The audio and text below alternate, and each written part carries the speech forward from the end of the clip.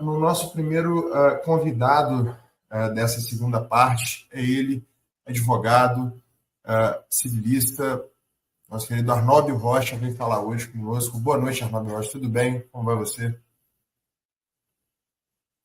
Eu acho que você está mutado, Arnóbio. Pronto, agora tá, tirei. Então, Maravilha. boa noite, Mauro. Boa noite, comunidade do 247, amigos e amigas. Eu sei que a Saragossa está fugindo de mim, acho que está de férias, talvez, né? Está de férias, Mas está de férias, a sim. gente tem uma longa relação de amizade, não é de conflito. Ela que acha que é conflito. Mas é um prazer estar aqui com vocês, estou à disposição. Beleza, Arnóbio.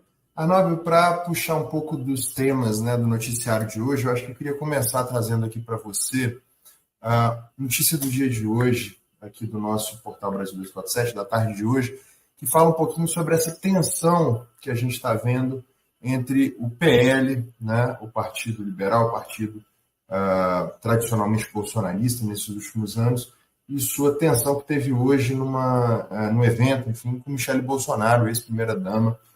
O que você pode contar um pouquinho da sua percepção? O que aconteceu? O que você traz para a gente?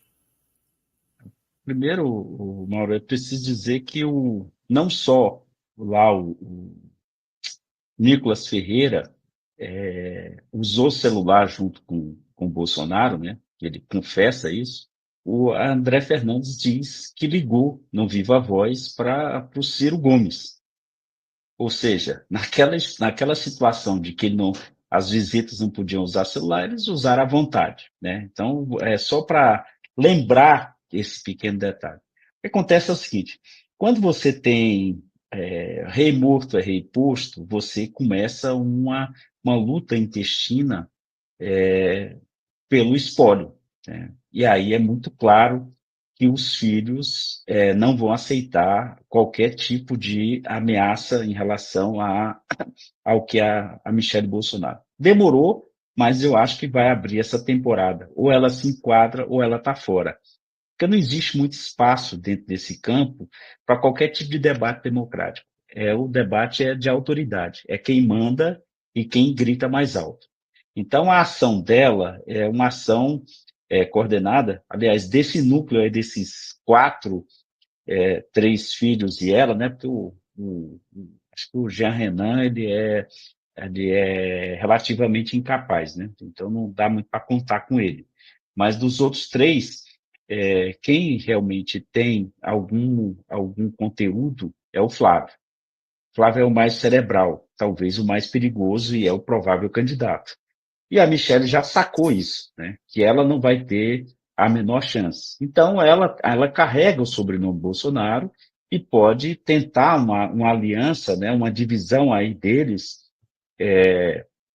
sendo vice de alguém, porque dificilmente ela se viabilizaria como candidata, mas ela oferece, né? O sobrenome Bolsonaro numa chapa que possa rivalizar, inclusive internamente, com o Flávio.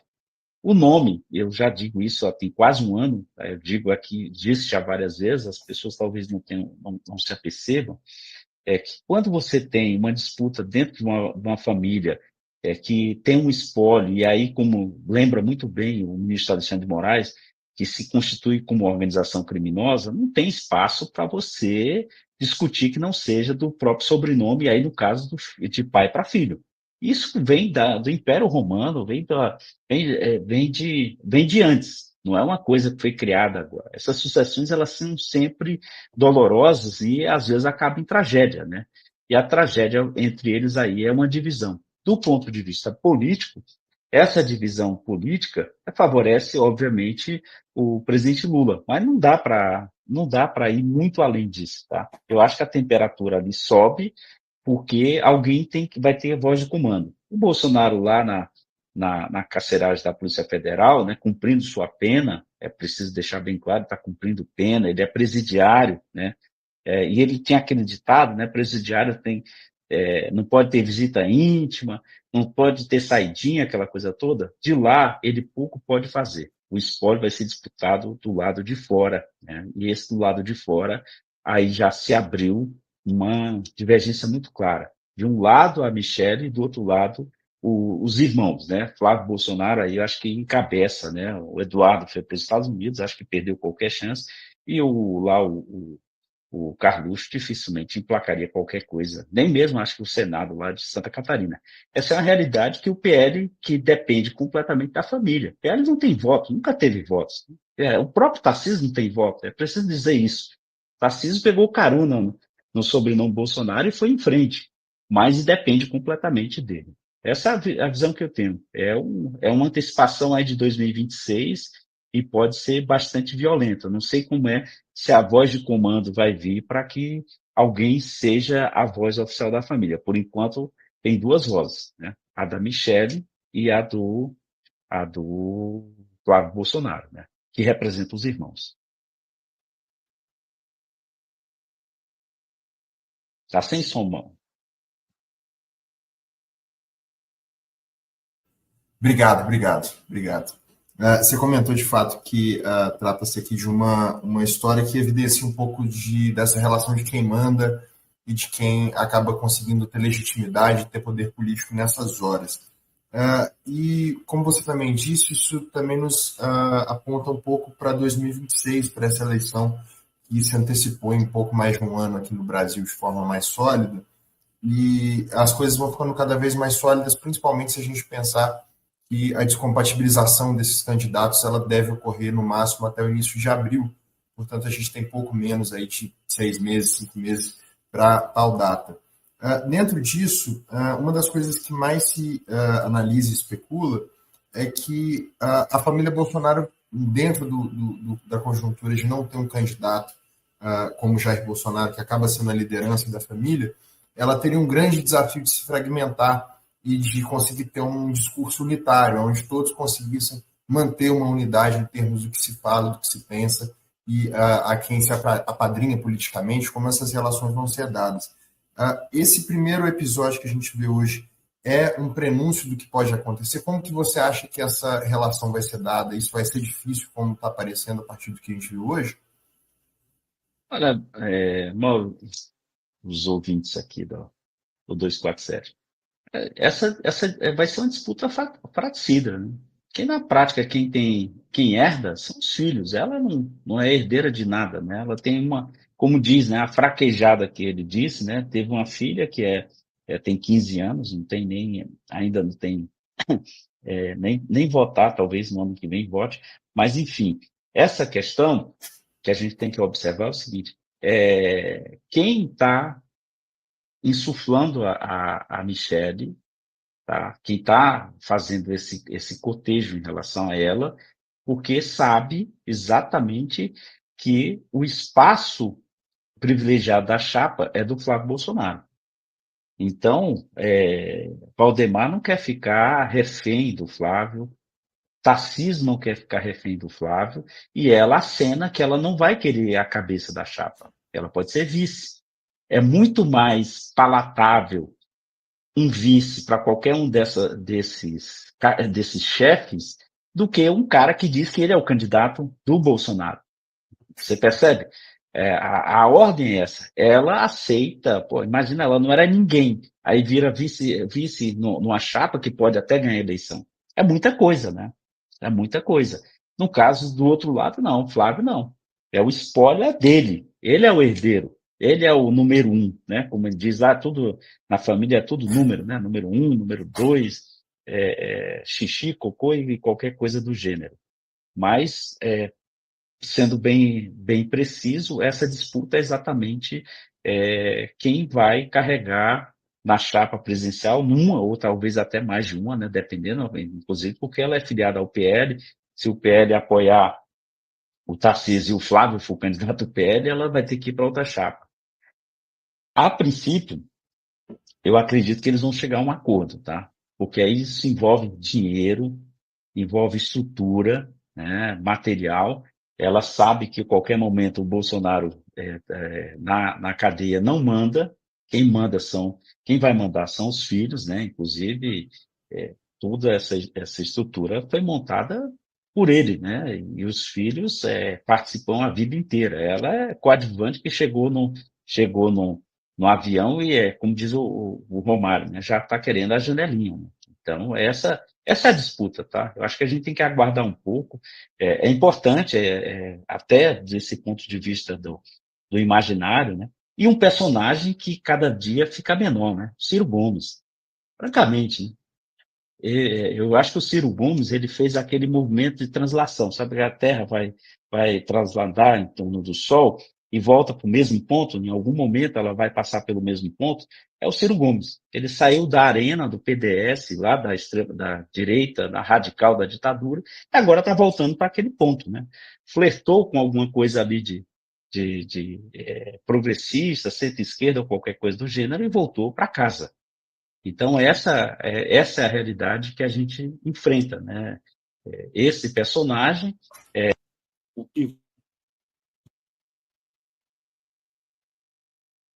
Eu perdi seu áudio, Arnaldo. Eu não sei se a gente teve algum Não, problema. não, Oi? não, acho que teve Ah, teve probleminha. um corte aqui, porque eu recebi uma chamada, mas tudo bem. Tranquilo, tranquilo.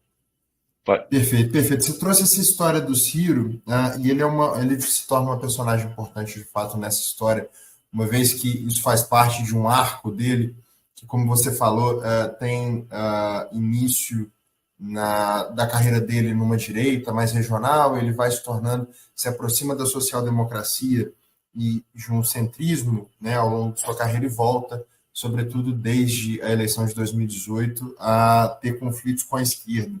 E outro personagem dessa história toda é o partido, é o PSDB. Né? E dentro disso, assim, a gente está vendo o PSDB se aproximar nessa situação ao PL, dentro de um contexto regional. O que você considera, quais são as suas considerações sobre esse partido, né? Esse partido que teve o seu posicionamento na sua criação, a sua história na sua criação, e nas últimas décadas ele também vem se afastando de qualquer tipo de prática política democrática. O PSDB, ele fez um movimento de harakiri, né? De suicídio. Em 2014, sua completa incapacidade de vencer numa disputa real com o PT, ele optou pelo aquilo que lá atrás o Montoro dizia, que ia sobrar muito pouco para o PSDB e não a centro-direita, porque o PT ia ocupar o centro-esquerda. Isso era uma tese do Montoro, tá? Lá de 82, 83. Isso era o alerta. E aí o PSDB, ele tentou várias vezes, né, e sempre perdendo. E aí, quando chega em 2014, ele faz a opção, a pior possível, que é a opção por Aécio, né? Finalmente ele topa, né? Ele já era para ter sido candidato em 2010, ele ali não se dispôs, porque sabia que poderia perder, foi em 2014, e aí tem uma campanha absolutamente lamentável. Todas as disputas políticas até então, de 94 até 2010, elas se davam dentro do marco democrático e da disputa política entre o PT e o PSDB. Em 2014, há uma ruptura muito clara nesse discurso, né? O conjunto da obra ali que o PSDB se apresenta ao rumo à extrema-direita, e isso faz com que o partido se acabe. Se você pegar em 2018, a votação do PSDB foi ridícula nacionalmente, que era o Alckmin que foi abandonado por todos, inclusive pelo governador de São Paulo que ele tinha eleito, que era o João Dória. O João Dória fez o Bolso Dória, né? Fez o Bolso Dória, uma traição muito clara ali ao PSDB, e ele foi se acabando. A volta do Ciro para lá coincide com a volta do Aécio a esse comando do PSDB, que é exatamente o Aécio, que é um cara que a história dele é uma história errática nesse ponto de vista, que tinha se acabado completamente. Ele foi eleito deputado ali na Bacia das Almas, e ele não tem nenhum pudor em relação, não tem nenhum compromisso com a própria história do PSDB. Então, ele se constitui ali, vai presidir um partido em crise, que já acho que teve uma fusão com cidadania, algo do gênero, e não tem nenhum pudor de apoiar o PL, tá? Não tem nenhum pudor. E aí, Aécio e Ciro são parceiros, passas, desde 2006. Não sei se você lembra, o Ciro saiu do governo Lula para se candidatar a deputado federal pelo Ceará e fazer uma bancada progressista, né, é mais ou menos parecido com esse movimento que a gente está querendo agora. A primeira ação dele foi montar um bloco que ele estava no PSB na época, para formar um bloco com o PCdoB, coincidência ou não, fez aquele bloco que não era propriamente um bloco do governo. O presidente deu toda a autonomia, né, e ele constituiu um bloco e já avisa que o candidato dele em 2010 seria o Aécio. Então, essa aliança, essa visão pessoal, e aí é uma questão de coronelismo regional. O Ciro Gomes é um coronel lá no Ceará, vem de uma família de 200 anos de política, dominam a região, se coaduna ali, se une com o Aécio, que vem da tradicional política mineira. Então não tem nenhuma surpresa, acho que esses dois aí vão morrer abraçados, né? Essa é assim, a minha visão histórica de longo prazo, acho que dificilmente se viabiliza, claro. Ninguém pode simplesmente desprezar, chutar cachorro morto, qualquer coisa do gênero. Mas do ponto de vista histórico e político, não tem história para Aécio Neves, não tem história para Ciro Gomes. E esse abraço ao PL significa dizer que o PSDB morreu. Não tem programa. O PSDB foi o partido que disputou, teve 2 vezes na presidência, com 2 eleições no primeiro turno, com o Fernando Henrique, e em 2018 não disputou nada, né, foi muito mal. Em 2022, pior ainda, né, não teve expressão nenhuma, e agora a saída para 2026 é abraçar completamente a extrema-direita. Essa é a realidade de um partido que foi tão importante para essa retomada da democracia do Brasil, foi importante na Constituinte, foi importante naquele movimento do Fora Collor, e se acabar de forma melancólica, né? Exatamente, Arnóbio. E aí, para a gente fechar a nossa entrevista, um pouco ainda dentro desse assunto que acabou orbitando dentro da candidatura da direita, ou de como que essa eleição vai se desenhando conforme os capítulos vão acontecendo, como que você acha que está se estruturando, conforme dentro disso que a gente está discutindo, essas brigas internas da família Bolsonaro, um certo racha na direita, numa direita organizada, o Centrão muito perdido com essas